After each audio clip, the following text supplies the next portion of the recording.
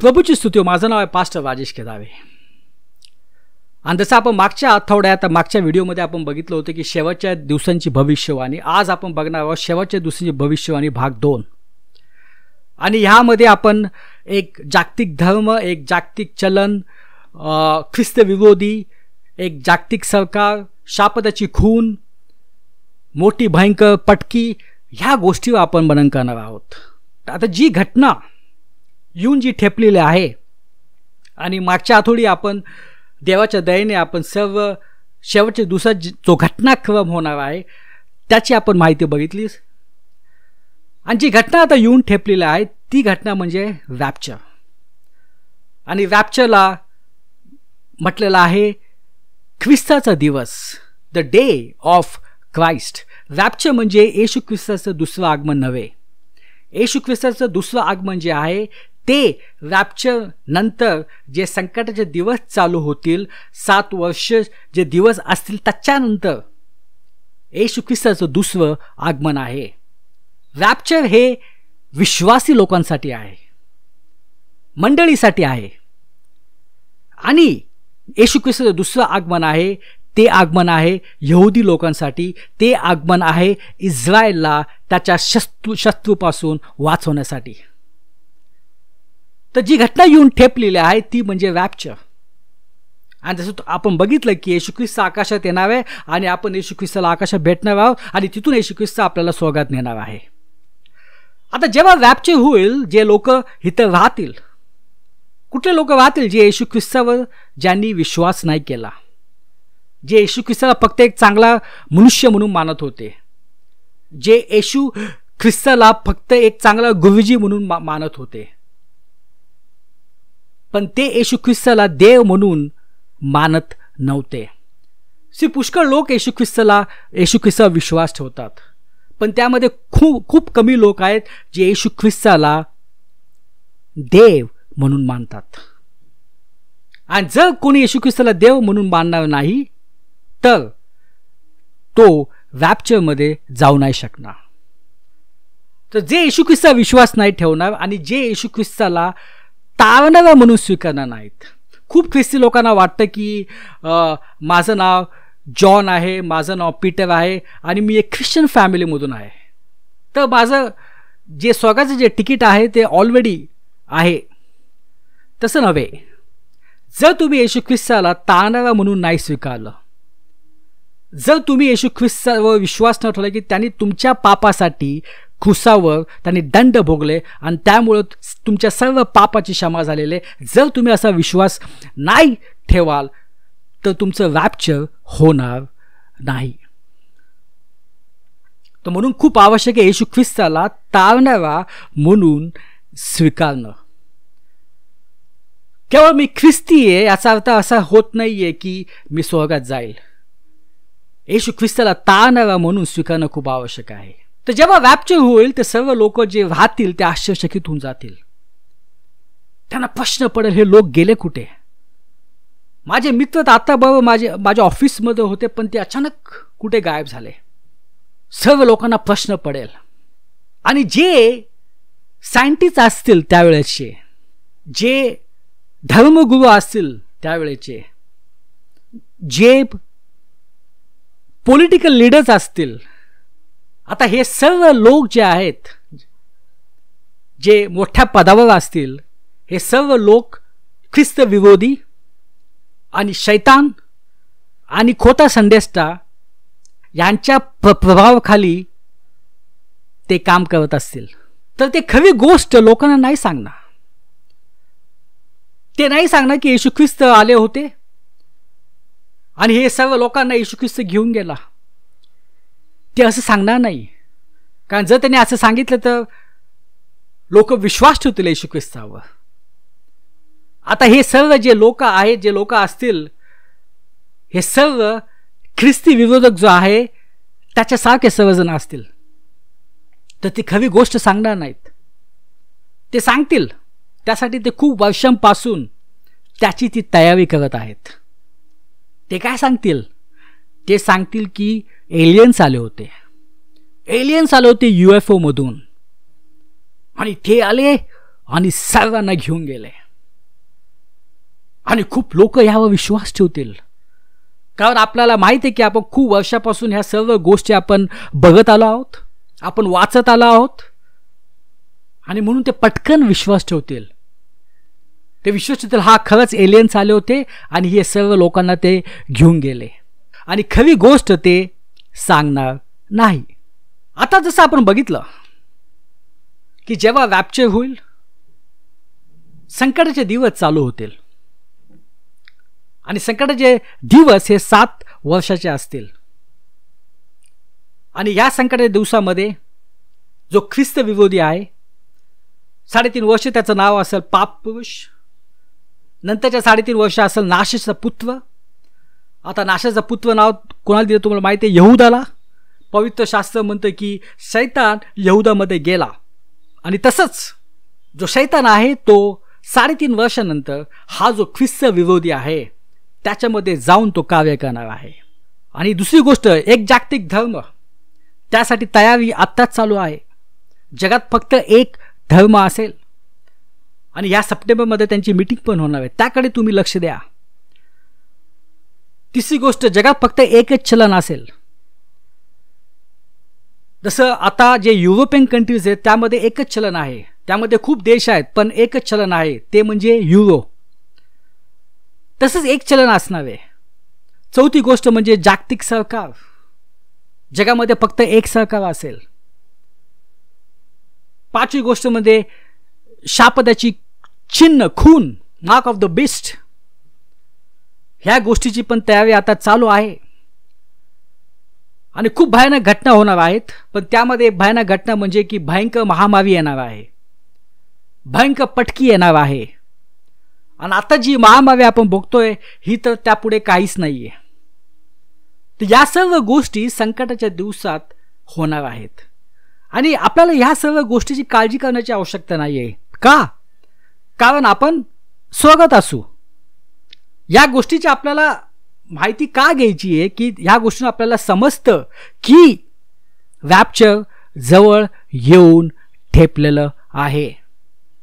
पण आपण ह्या दिवसातून जाणार नाहीये. खूप ख्रिस्ती लोकांना वाटतं की आपण पण ह्या 7 वर्षाच्या ज्या संकटाचे दिवस आहेत त्यातून जाणार आहे. आणि काय काय जण आता म्हणायला लागले की संकटाचा जो क्लेश समय तो आता चालू झालेला आहे. 7 वर्षाचा जो क्लेश समय तो चालू झालेला आहे. ते प्रचार करतात की तुम्ही सावध व्हा, शापदाची खून घेऊ नका. अजून ते प्रचार करतात की मोठी महामारी आता येऊन ठेपलेली आहे, ह्याच्यापेक्षा त्यासाठी तयारी करा. पण आपण या संकटाच्या दिवसातून जाणार नाही आहोत. कारण जसं आपण वचन बघितलं मागच्या वेळेस की जेव्हा ख्रिस्त विरोधी प्रकट होईल तेव्हा आपलं रॅप्चर होईल, आणि रॅप्चर नंतर हे सर्व दिवस चालू होतील. आपण या दिवसातून जाणार नाही आहोत. परमेश्वर आपला प्रेमळ देव आहे, आणि तो आपल्या मुलांना कधी या दिवसातून नेणार नाही. काय झालं होतं सोदोम आणि गोमोरामध्ये? जेव्हा देवदूतांनी जो लॉट होता आणि त्याची जी फॅमिली होती, जेव्हा त्याला तिथून बाहेर काढलं तेव्हा त्या शहराचा नाश झाला. तर कधी पण देव आपल्या मुलांना तो ह्या दिवसातून नेणार नाहीये. म्हणून असा विश्वास करू नका की आपण पण संकटाच्या दिवसातून आपण जाणार आहोत. आणि काय असा प्रचार करता की जो 7 वर्षाचा जो क्लेश समय तो आता चालू झालेला आहे. चालू झाला नाहीये, कारण तो वेळ इतकी भयानक असेल. आता जे आपण बघतोय ते तर काहीच नाहीये, म्हणून ते दिवस चालू झाले नाहीत. त्याच्या अगोदर विश्वासी जे लोक आहेत त्यांचं रॅप्चर होणार आहे. पण आपल्याला याची माहिती का घ्यायची आहे? कारण त्याहून आपल्याला समजतं की रॅप्चर किती जवळ येऊन ठेपलेलं आहे. आता जसं मी तुम्हाला सांगितलं की क्लेश समयमध्ये, संकट समयमध्ये एक मोठी महामारी येणार आहे, मोठी पटकी येणार आहे. तर त्याचं वचन पहिलं बघूया आपण जाऊया प्रकटीकरण अध्याय 6 वचन 8. मी पाहिले तेव्हा माझ्यासमोर फिक्का रंगाचा घोडा मला दिसला. फिक्का रंगाचा घोडा. त्यावरचा घोडेस्वाराचे नाव मृत्यू होते आणि त्याच्या मागोमाग अधोलोक चालत होता आणि त्यांना पृथ्वीच्या 4थ्या भागांवर, पृथ्वीच्या पाव भागावर, याचा अर्थ असा होतो लोकांना तलवारीने मारण्याचा, दुष्काळाने आणि पटकीने मारण्याचा व पृथ्वीवरील जंगली प्राण्यांकडून मारण्याचा अधिकार दिला होता. म्हणजे ही जी पटकी येणार आहे क्लेश सभामध्ये, ह्या पटकीद्वारे किती लोक मरतील? इथे म्हटलेलं आहे पृथ्वीच्या पाव भागावर. म्हणजे याचा अर्थ असा होतो की 2 अब्ज लोक ते आपला प्राण गमवतील ह्या पटकीमुळं. किती महाभयंकर ती असेल. पण ती होणार आहे आता नव्हे, ती होणार आहे संकटाच्या समय. आता दुसरी गोष्ट जी होणार आहे ती म्हणजे शापदाची खून, ज्याला इंग्लिशमध्ये आपण म्हणतो मार्क ऑफ द बेस्ट. त्याचं आपण वचन बघूया आणि मग आपण त्यावर आपण विवेचन करूया. आपण जाऊया प्रकटीकरणामध्ये अध्याय 13 वचन 16. दुसऱ्या प्राणाने सर्व लोकांना, काय म्हटलं इथं? दुसऱ्या प्राण्याने सर्व लोकांना. दुसरा प्राणी म्हणजे कुठला प्राणी? दुसरा प्राणी म्हणजे ख्रिस्त विरोधी, ज्याला दुसरं एक नाव आहे शापद. पहिला प्राणी कोण आहे? पहिला प्राणी म्हणजे शैतान. पवित्र शास्त्रामध्ये त्याला अजगर पण म्हटलेलं आहे किंवा जुना साप पण असं म्हटलेलं आहे. तर तो आहे पहिला प्राणी. दुसरा प्राणी आहे ख्रिस्त विरोधी, ज्याला शापद पण म्हटलेलं आहे. आणि तिसरा प्राणी आहे तो म्हणजे खोटा संदेष्टा. हे तिघ जण ह्यांचं कार्य या क्लेश सभेमध्ये असेल. आपण वाचूया पुढे. दुसऱ्या प्राण्याने सर्व लोकांना, लहान मोठ्या, श्रीमंत आणि गरीब,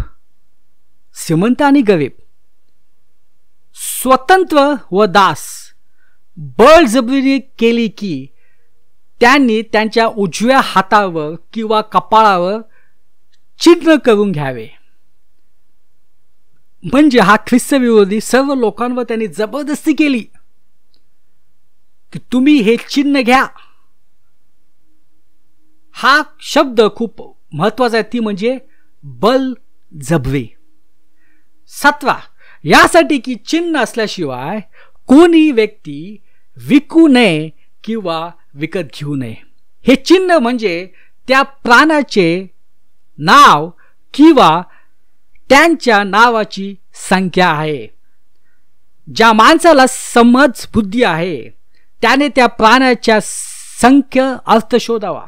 ही संख्या मनुष्याची संख्या आहे आणि त्याची संख्या आहे 666. आता हे वचन मी तुम्हाला का सांगितलं आहे? जसं मी अगोदर पण सांगितलं होतं की बिल गेट्स पहिले ते मायक्रोसॉफ्ट कंपनीमध्ये होते, ते अध्यक्ष होते, त्यांनी कंपनी चालू केली. नंतर त्या कंपनीतून त्यांनी राजीनामा दिला आणि त्यांनी एक प्रोजेक्ट चालू केलं. ते प्रोजेक्टचं नाव ID 2020 आणि या प्रोजेक्टची त्यांनी घोषणा केली मागच्या वर्षी सप्टेंबर महिन्यामध्ये किंवा ऑक्टोबर महिन्यामध्ये. हे प्रोजेक्टचं मुख्य काम असणार आहे की वॅक्सिन बनवणे. ज्या महामारी होत आहेत त्यासाठी वॅक्सिन बनवणे, पण ती वॅक्सिन एक चिपमध्ये असेल, मायक्रोचिपमध्ये. म्हणून आपण म्हणू शकतो ही जी वॅक्सिन असेल ही म्हणजे डिजिटल वॅक्सिन असेल. जसं आपण पहिल्या पण लसी घ्यायचो, पोलिओ झाली, पण त्यामध्ये तुम्हाला माहिती ती लस कशी दिली जाते. पण ही लस एक वेगळी लस असेल, हे एक मायक्रोचिप असेल. एक डिजिटल लस असेल आणि त्यामध्ये तुमची सर्व माहिती असेल, असा हा प्रोजेक्ट आहे. आता ही गोष्ट त्यांनी केली होती तेव्हा कोरोना व्हायरस अजिबात नव्हता. सप्टेंबर महिन्यात केली होती. तिथं फक्त महामारी हा शब्द होता. म्हणजे जर पुढे महामारी झाली तर त्यासाठी ही मायक्रोचिप असेल. आणि आश्चर्यचकित गोष्ट म्हणजे की काही महिन्यानंतरच, मला वाटतं जानेवारी महिन्यात पहिला व्यक्ती आढळला चायनामध्ये, वुहानमध्ये. आणि त्यानंतर हे सर्व महामारी चालू झाले. म्हणजे जेव्हा त्यांनी इथं त्याचं उद्घाटन केलं त्या प्रोजेक्टचं, काही महिन्यातच ही महामारी सुरू झाली. आश्चर्यचकित गोष्ट आहे. आता त्यांचा उद्देश असा आहे की आता कोरोना व्हायरससाठी ही लस तयार करायची आणि ही लस पृथ्वीवर जेवढे लोक असतील, आता तुम्हाला माहिती की 7 अब्जपेक्षा लोक जास्त आहेत, या सर्व लोकांना ती लस द्यायची. आणि ही लस सर्वांना कंपल्सरी करायची. म्हणजे सर्वांना ही लस घेणं आवश्यक असेल. आणि ह्या चिपमध्ये सर्व माहिती असेल की कधी असं कोरोना व्हायरसची टेस्टिंग झाली होती, त्यांनी कोरोना व्हायरसची लस कधी घेतली, आणि ते पूर्ण ते ट्रॅकिंग करू शकतील. आणि नंतर पुढे ते असे पण करतील की ज्यांनी ही लस घेतली नाही आहे ते खरेदी करू शकणार नाहीत आणि काय विकू शकणार नाहीत. कारण जे पेमेंटचं ट्रान्झॅक्शन होईल ते ह्या चिपद्वारे होईल. म्हणजे जर कोणी ही चिप घेतली नाही तर तो ह्या गोष्ट करू शकणार नाही आहे. तर हा सर्व प्रोजेक्ट हे सर्व चालू आहे. आणि त्यांना असं वाटतं की 18 महिन्यामध्ये ही वॅक्सिन, ही जी मायक्रोचिप आहे ही तयार होऊन जाईल. आता अमेरिकामध्ये या गोष्टीला खूप विरोध चाललेला आहे. आफ्रिकामध्ये पण खूप विरोध चाललेला आहे. पण आता ह्यांना जास्त आता अवलंबून ते राहू शकणार आहेत इंडियावर आणि आफ्रिकावर. कारण ह्याच्या अगोदर त्यांना खूप टेस्टिंग करणं आवश्यक आहे लस येणं अगोदर. तर त्यासाठी त्यांना या दोन्ही देशांची त्यांना आवश्यकता आहे. कारण अमेरिकाकडून बाकी देशातून प्रचंड विरोध होत आहे. आता हे सर्व गोष्टी आहेत, तुम्ही माहिती बघू शकता.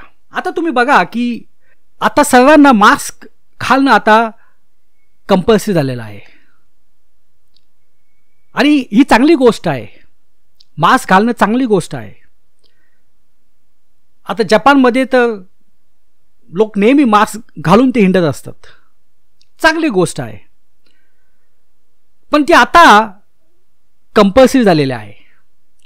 आता जर तुम्ही कुठे गेला बाहेर काय विकत घ्यायला, जर तुम्ही मेडिकल शॉपमध्ये गेला, जर तुम्ही शॉपिंग मॉलमध्ये गेला आणि जर तुमच्याकडे मास्क नसेल तर ते तुम्हाला आत प्रवेश नाही देणार. आणि जर तुम्ही असंच जर तुम्ही हिंडत असाल तर पोलीस तुम्हाला पकडतील आणि ते तुम्हाला फाईन करतील. कारण आता ही जी गोष्ट ही आता कंपल्सरी झालेली आहे आणि चांगली गोष्ट आहे. त्यामुळे स्वतःचा बचाव आणि दुसऱ्याचा बचाव होतो. आणि म्हणून सर्व लोकांनी त्याचा स्वीकार केला. आता तशीच गोष्ट होईल जेव्हा वॅक्सिन येईल.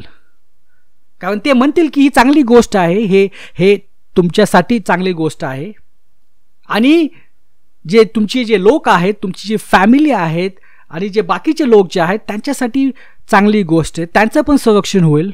म्हणून हे घेणं आवश्यक आहे.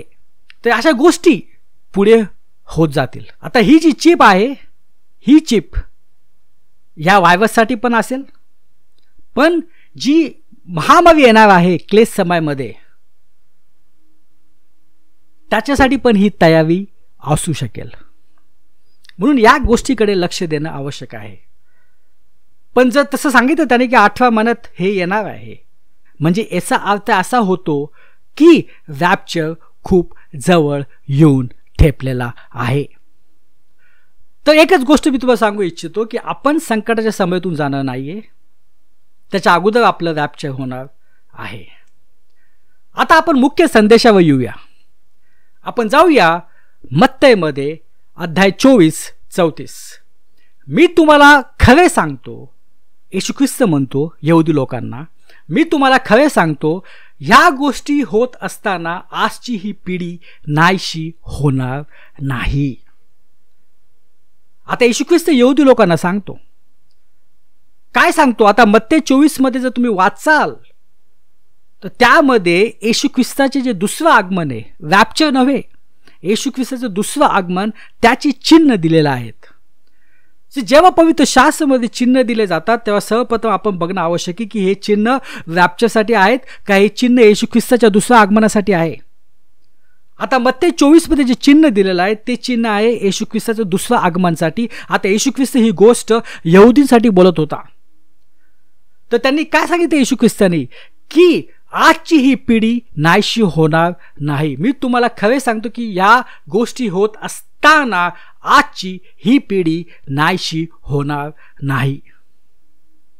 आता पिढी म्हणजे किती वर्षाची असते हे जाणून घेणं खूप आवश्यक आहे. त्यासाठी आपल्याला पवित्र शास्त्रामध्येच जायला पाहिजे, कारण पवित्र शास्त्रामधूनच समजेल की पिढी ही म्हणजे किती वर्षाची असती येशू ख्रिस्ताच्या वेळेस. आपण जाऊया स्तोत्र संहिता अध्याय 90 आणि वचन 10. आम्ही कदाचित 70 वर्ष जगू आणि जरा सशक्त असलो तर 80 वर्ष. आमचे आयुष्य कठोर परिश्रम आणि दुःख यांनी भरलेले आहे आणि नंतर आमचे आयुष्य अविचित संपते आणि आम्ही उडून जातो. म्हणजे पिढी 70 वर्षाची किंवा 80 वर्षाची असते. इथे येशू ख्रिस्त म्हटलंय की आजची ही पिढी नाहीशी होणार नाही. मी तुम्हाला खरे सांगतो, या गोष्टी होत असताना आजची ही पिढी नाहीशी होणार नाही. म्हणजे जी पिढी असेल ती पिढी सर्व ज्या क्लेश समयामध्ये गोष्टी होतील आणि ज्या क्लेश समयाच्या अगोदर ज्या गोष्टी होतील हे सर्व गोष्टी ती पिढी पाहिल, हे येशू ख्रिस्त सांगत होता. आता यासाठी खूप आवश्यक आहे, ही भविष्यवाणी पूर्ण होण्यासाठी खूप आवश्यक आहे. 2 गोष्टीची आवश्यकता आहे. एक गोष्ट म्हणजे जे यहुदी लोक आहेत त्यांचं राष्ट्र असणं खूप आवश्यक आहे आणि त्यामध्ये एक पिढी असणं आवश्यक आहे ज्या पिढीने 70 किंवा 80 वर्ष पूर्ण केलेले आहेत. आता इथं लक्षात आहे येशू ख्रिस्त दुसऱ्या आगमनाबद्दल बोलत आहे. दुसऱ्या आगमनाच्या अगोदर जे चिन्ह जे आहेत त्याबद्दल येशू ख्रिस्त बोलत आहेत.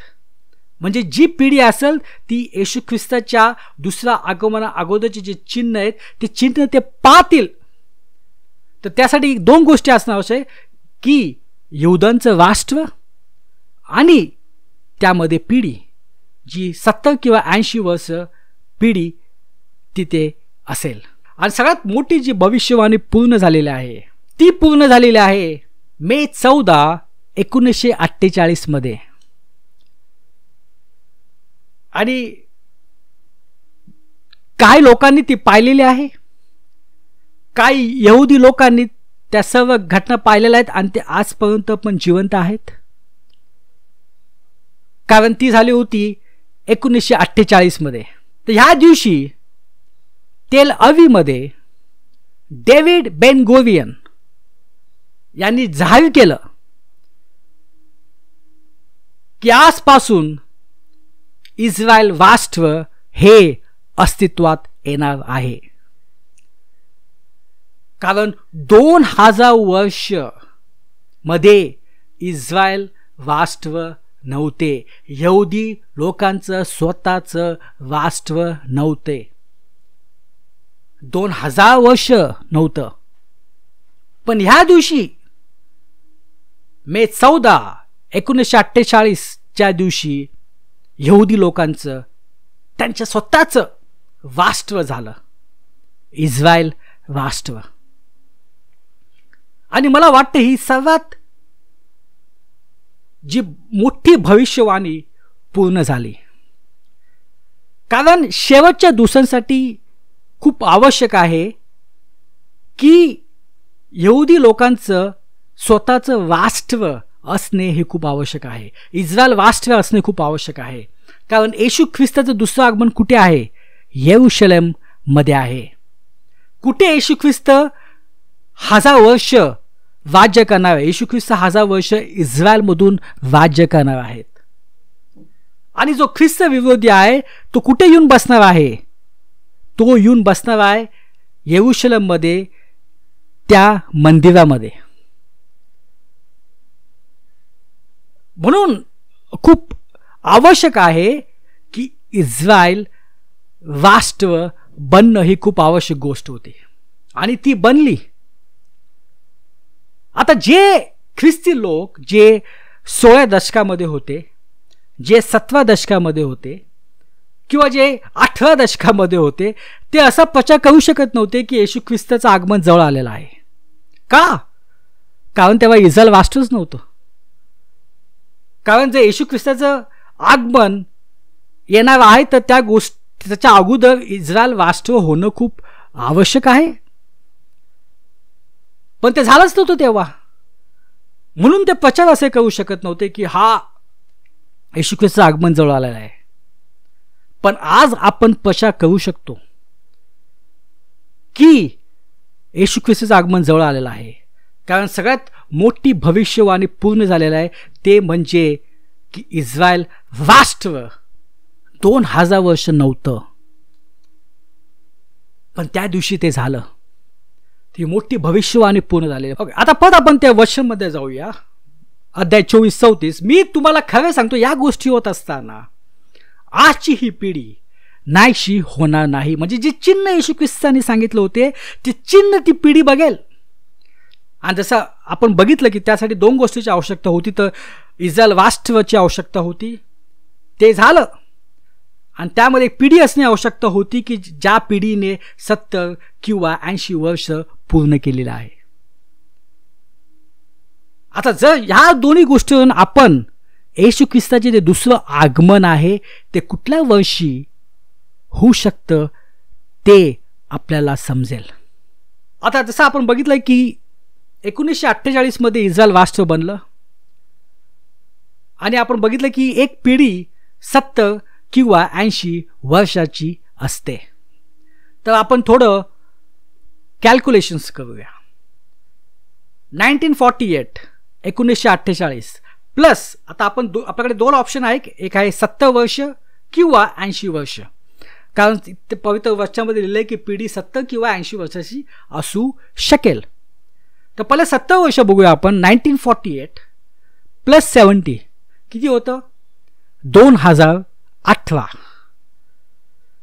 तर 2018 हे जे 70 वर्षाचे ऑप्शन आहे ते ऑप्शन आपण इथं लावू शकत नाही, कारण 2018 तर होऊन गेलेला आहे, येशू ख्रिस्ताचं आगमन झालं नाही. तर पहिलं ऑप्शन आपण कॅन्सल करूया. आता दुसरं ऑप्शन काय आहे? 80 वर्ष. तर 1948 प्लस 80 किती होतं? 2028 म्हणजे 2028 येशू ख्रिस्ताचं दुसरं आगमनाचं वर्ष होऊ शकतं. आता जर तुम्हाला माहिती आहे की येशू ख्रिस्ताच्या दुसऱ्या आगमनाच्या अगोदर काय असेल? 7 वर्षाचा क्लेश समय असेल. मग ते 7 वर्ष पण आपल्याला मायनस करावं लागतील आणि त्यातून आपल्याला जे रॅप्चरचं जे वर्ष आहे ते समजेल. म्हणून आपण इथं काय केलं? 2028 मायनस 7 केलं आपण, तर किती आलं? 2021. तर 2021 हे वर्ष रॅप्चरचं वर्ष होऊ शकतं. कारण वचनाच्या अनुसार आपण असं केलेलं आहे की इस्रायलचं राष्ट्र बनलं 1948 मध्ये. त्यामध्ये आपण 70 वर्ष आपण ॲड केले. 2018 तर हे होऊ शकत नाही. आपण 80 वर्ष ॲड केले, 2028 झालं येशू ख्रिस्ताचं दुसरं आगमन. आणि त्याच्या अगोदर आपल्याला माहिती आहे की 7 वर्ष संकटाचे दिवस आहेत, ते मायनस केलं तर आपल्याला उत्तर मिळालं 2021. तर हे वर्ष रॅप्चरचं होऊ शकतं. पण ह्या सर्व गोष्टीतून आपल्याला एकच समजतं, जे गोष्टी आज आपण बघितल्या, शापताचं चिन्ह, त्याची तयारी आता चालू आहे. एक जागतिक धर्म, त्याची तयारी चालू आहे. एक जागतिक चलन, एक जागतिक सरकार, या सर्व गोष्टीची तयारी चालू आहे. आणि ह्या गोष्टीतून आपल्याला एकच समजतं की रॅप्चर हा जवळ येऊन ठेपलेला आहे. आता आपल्याला ख्रिस्त विरोधक आणि ज्या बाकीच्या त्याकडे आपल्याला जास्त लक्ष देण्याची आवश्यकता नाही आहे, कारण या सर्व गोष्टी आपण पाहणार नाही आहोत. पण ह्या गोष्टीची आपण माहिती का घेतो की तिथून आपल्याला समजतं की रॅप्चर किती जवळ येऊन ठेपलेला आहे. म्हणून खूप आवश्यक आहे की रॅप्चर, जसं मी तुम्हाला सांगितलं, कधी पण होऊ शकतो. आपण जवळ येऊन ठेपलेलो आहोत. सगळ्यात मोठी भविष्यवाणी जी पूर्ण झाली म्हणजे इस्रायलचे राष्ट्राचं घडण, आणि ते घडण होऊन आता 70पेक्षा जास्त वर्ष झालेले आहेत. म्हणून कधी पण रॅप्चर आता होऊ शकतो. आणि हे जे शेवटच्या दिवसाचे जे आपण चिन्ह बघतो, त्याचा उद्देश काय आहे? त्याचा उद्देश एकच आहे की येशू ख्रिस्ताला तारणारा म्हणून स्वीकारावा. आपलं तारण होणं हे खूप सर्वात महत्त्वाची गोष्ट आहे. कारण पवित्र शास्त्रामध्ये जे भविष्यवाणी केलेल्या आहेत त्या सर्व खऱ्या होत्यात. जसं तुम्ही बघा की जो जुना करार आहे त्यामध्ये खूप साऱ्या भविष्यवाणी केलेल्या होत्या, आणि त्या भविष्यवाणी नवीन काळामध्ये पूर्ण झाल्यात. आता शेवटच्या दिवसांची भविष्यवाणी केल्यात त्या पण पूर्ण होतील. आणि म्हणून खूप आवश्यक आहे की या भविष्यवाणीवर विश्वास ठेवणे, पण आपलं तारण होणे खूप आवश्यक आहे. आपलं फॅमिलीचं तारण होणे खूप आवश्यक आहे. आपल्या दोस्तांचं तारण होणं खूप आवश्यक आहे. आणि तारण होण्यासाठी येशू ख्रिस्ताने जे क्रूसावर जे महान कार्य केलेलं आहे त्यावर आपल्याला विश्वास ठेवायचा आहे. पवित्र शास्त्र म्हणतो, जो मुखाने कबूल करतो की येशू हा ख्रिस्त आहे आणि त्याने माझ्या पापासाठी क्रूसावर आपले प्राण दिले, त्याला गाडलं गेलं आणि 3 दिवसानंतर तो उठला. तो जो येशू ख्रिस्ताने जे महान कार्य केलेलं आहे त्यावर जो विश्वास ठेवतो त्याचं तारण होतं. आपण प्रार्थना करूया. हे पिता परमेश्वर, धन्यवाद देतो या वेळेसाठी. धन्यवाद देतो की पवित्र शास्त्रामध्ये तू सर्व चिन्ह आम्हाला दिलेलं आहेस, आणि त्या चिन्हामधून आपल्याला समजतं की रॅप्चर आणि तुझं दुसरं आगमन किती जवळ येऊन ठेपलेलं आहे. सर्वांवर तू आशीर्वाद पाठव, आणि ही प्रार्थना येशू ख्रिस्ताच्या नावाने करतो. आमेन.